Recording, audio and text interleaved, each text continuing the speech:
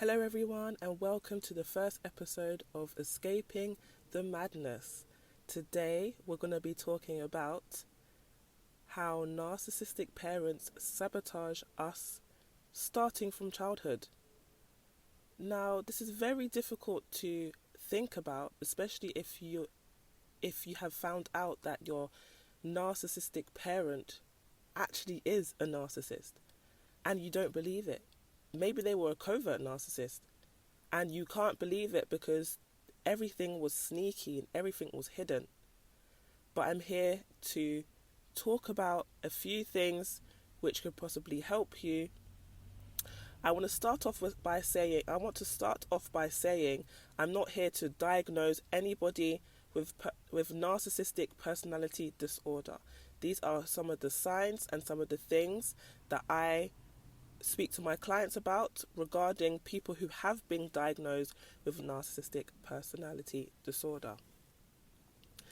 Now, for your parent to guilt trip you for growing up, something that you have no control over, this could be a huge sign that this person is narcissistic. They make you feel guilty for leaving them.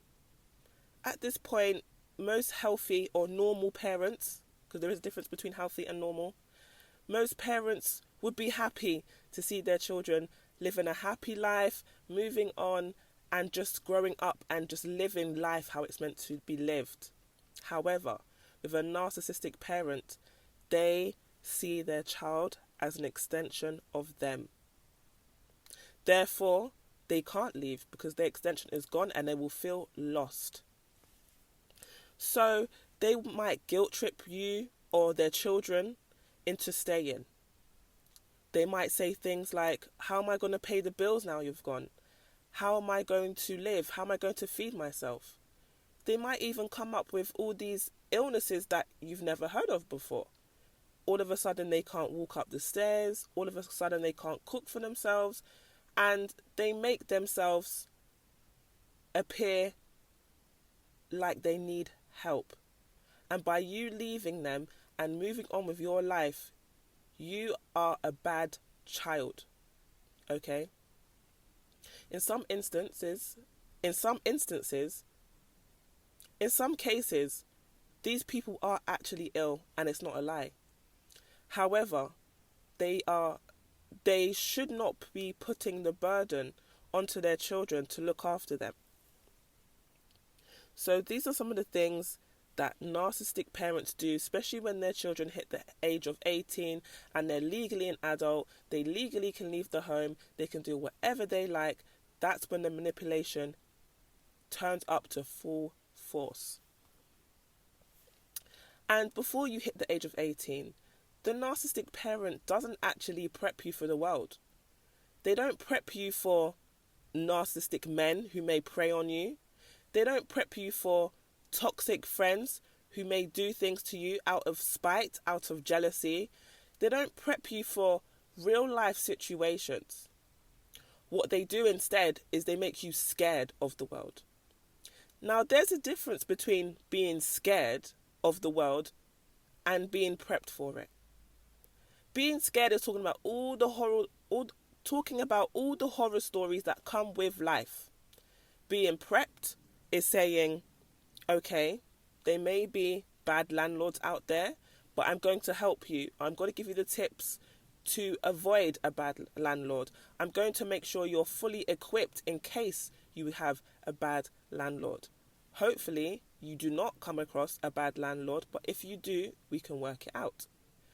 Whereas the narcissistic mother would say, there's so many bad landlords, she'll make up her own statistics. There's 99% of rogue landlords out here, and you'll just be so scared. You'll be thinking no, because even if your mother hasn't said all these things to you, it's still very scary at the age of 18 going out into the big bad world or the big beautiful world. As an adult, you don't know what to expect. Your life could be beautiful, amazing. You can find a lovely home for a steal of the price, or you can find a very horrible home and be overpriced for it. Either way, that's something that we have to learn as adults. This is something called life, and it's called life experiences, and it's there to be experienced. And narcissistic women do become very jealous, especially of their daughters. Especially if their daughters, show them that they are them 0.20. If their daughters are smart and good looking and, have a lovely physique, and their mother is just declining, she's bitter and miserable, best believe she's going to make sure that her daughter has low self-esteem.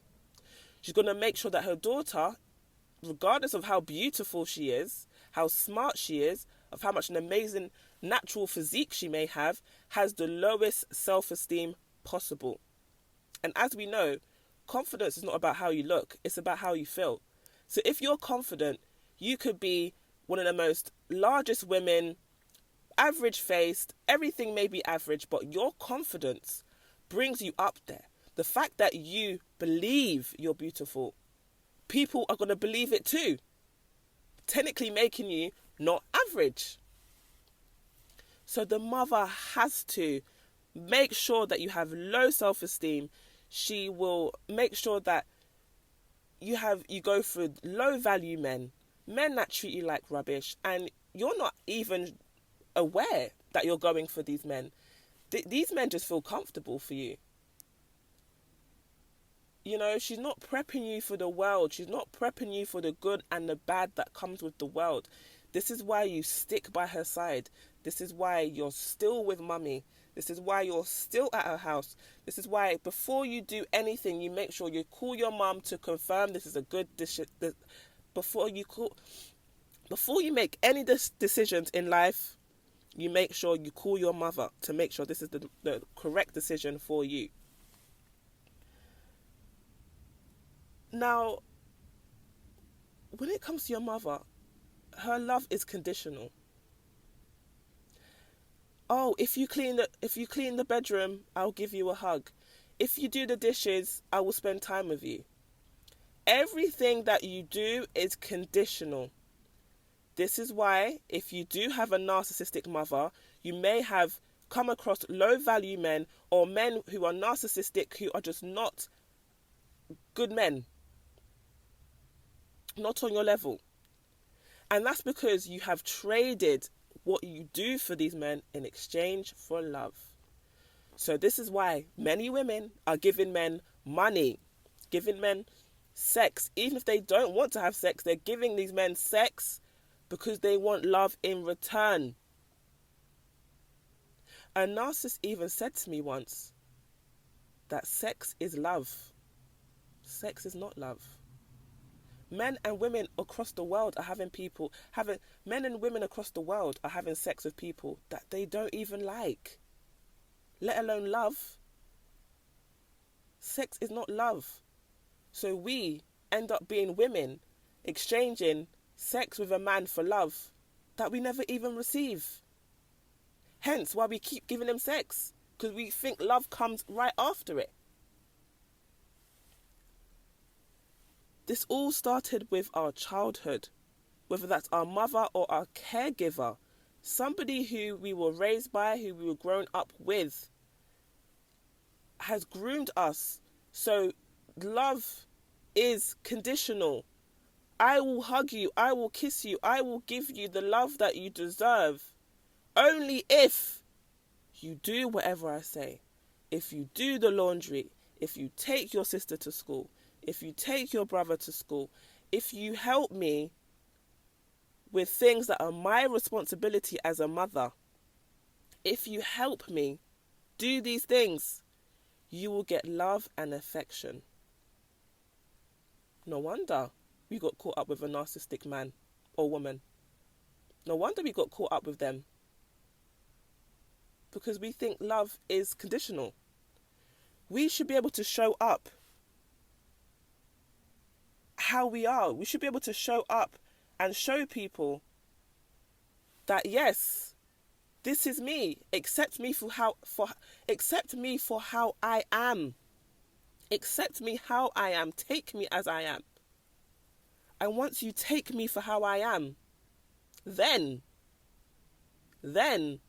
I will give you what I want to give you. Not because I'm exchanging these things for love. I'm going to run you a bath, make you dinner, treat you like a king or a queen because that's how I feel. Not because I want love back. You know, narcissistic parents are very selfish and self-centered. And this is why we go for the people we go for. And this is why we need to understand that this is something that has happened to us. And we can move out of that. Many women and men across the world have completely done a U-turn of their life and said, I'm not going for a low-value man. And I want to quickly just touch up on low value because everyone has their own definition for a low-value man or woman. And for me, I feel like a low-value man is a man that has no character, who anyone can talk to him, anyone can sleep with him, anyone can take him from me.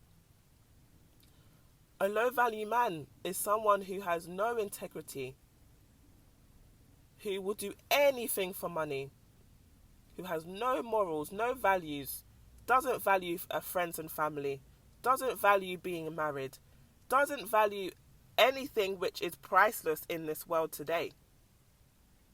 He just wants whatever he wants. He's impulsive. You know, high value doesn't mean because he makes 6 figures. And I need people to understand that you might find a definition for low value, and it might be a man who makes 6 figures, who works in finance. Okay, fine. But what about his character? Does he put hands on his mother? There's plenty of low value men who are rich. Plenty. But I've gone slightly off target. Narcissistic parents sabotage us from childhood. They don't prep us for anything. If you were sexually abused, your parent didn't prep you for that. Your parent didn't say there's going to be nasty little boys at school who are going to try and put their hands up your skirt. It's up to you to be aware of it. Not all boys are going to do that. But it's up to you to be aware of that. Keep your distance. Make sure you wear shorts underneath your skirt. You know, there's so many little things that you can say because remember, kids remember everything. Think about when you was a kid. Think about that teacher that said one thing to you and it's stuck in your mind even today. You know, narcissistic parents, they sabotage. And at first you may think they haven't sabotaged me because my life could be much worse, or you're comparing yourself with somebody else who has a narcissistic parent and their life is worse, right? Just because that woman doesn't kick you out at night, just because the narcissistic mother doesn't kick you out on the streets, doesn't mean she's not sneaky, especially if she's a covert narcissist. Covert narcissistic women are even worse. Your whole life, they will tell you what you haven't done. You know, you'll say to your mum, I have all these aspirations in life. And instead of her saying, okay, well, why don't you write down the goals and try achieve them? Instead of her helping you in the situation, she's going to minimize everything. You know, you can say to her, I want to do this in life. She will say, when it's done, come and show me. When that's not how it should be. Your parents should be able to be with you, by your side, encouraging you throughout the way. I shouldn't have to tell you when something is done, when it's done. You're my parent. I should be able to tell you what I want to do in life. I should be able to have you by my side, encouraging me. I have to now not tell you until it's done? Why do you think that is? That's because she wants to be able to brag on your name. She doesn't care what it takes for you to get that reward, whether that's a degree or a job. She wants to be able to say, okay, is it done? It's done. Okay, yeah, my daughter, my son, they are the head of this department. They've got a degree in this. They want to brag on your name, but they don't care about the hard work it takes for you to do that. And whilst you're working hard for that degree, let's say, she's going to minimize you the whole time. She's going to doubt you the whole time. And you will say, oh, okay, I'm going to the library now. And she'll say, yeah, right, you're going to speak to men, you're going to guys. And she start getting jealous. And no. If I tell you I'm doing something, I'm doing something. If I tell you I'm working hard, I'm working hard. You know? Some of these mothers are even so jealous, they don't even turn up to the graduation. They don't even take photos with their daughters when they've graduated. Why?